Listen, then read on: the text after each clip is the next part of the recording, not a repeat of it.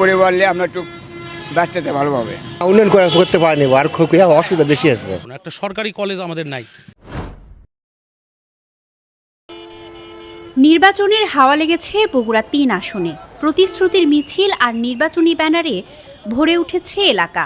বগুড়ার দুপচাচিয়া ও আদমদীঘি উপজেলার অধিকাংশ মানুষের প্রধান জীবিকা কৃষি ও দিনমজুরি। ভোরের আলোতে মাঠে নামেন কৃষক। দিনভর খেটে সংসারের চাকা ঘোরান শ্রমজীবী মানুষ। প্রতিদিনের জীবনযুদ্ধে এখানকার মানুষ লড়ছে নানা সমস্যার সঙ্গে। আমরা এই ফুটপাতে তুলে দিচ্ছে 14 টাকা তুলে দিচ্ছে, 14 টাকা বসাচ্ছে। একটু বসার জন্য পরিবার নিয়ে আমরা একটু ব্যস্ততা ভালোভাবে। এখানে একটু সমস্যা যে সামনে যানজট, এগুলো রাস্তাঘাট এগুলো ঠিক করে, যানজটের বেশি সমস্যা, অ্যাক্সিডেন্ট বেশি হচ্ছে রাস্তায়। ভাঙাচোরা সড়ক, স্বাস্থ্যসেবার সংকট আর কর্মসংস্থানের অভাব সব মিলিয়ে জীবনের স্বাচ্ছন্দ্য এখনও অধরা এখানকার বেশিরভাগ বাসিন্দাদের কাছে। তাই ভোটারদের চাওয়া শুধু কথায় নয়, এবার তারা উন্নয়ন দেখতে চান বাস্তবে। না, উন্নয়ন করতে পারেনি আর খুব অসুবিধা বেশি আছে, ক্ষতি বেশি আছে। আরো প্রত্যাশা যাই ভালো করবে, ভালো করে এখন পাশে থাকবে, তাকে ভোট দেবো।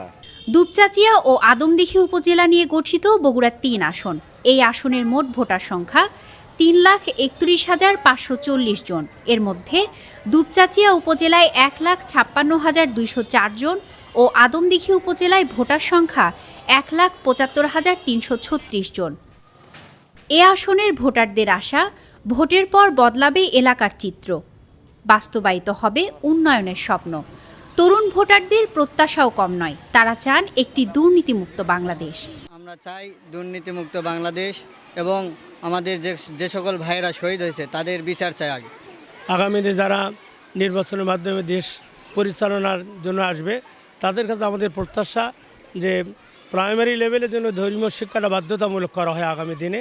আলিয়া মাদ্রাসাগুলোতে আরবি শিক্ষা বহুলভাবে যেন সংযোজন করে বাস্তবমুখী আধুনিক শিক্ষা এবং ধর্মীয় শিক্ষার সমন্বয়ে একটা ভালো শিক্ষা অর্জন করতে পারে। একটা সরকারি কলেজ আমাদের নাই।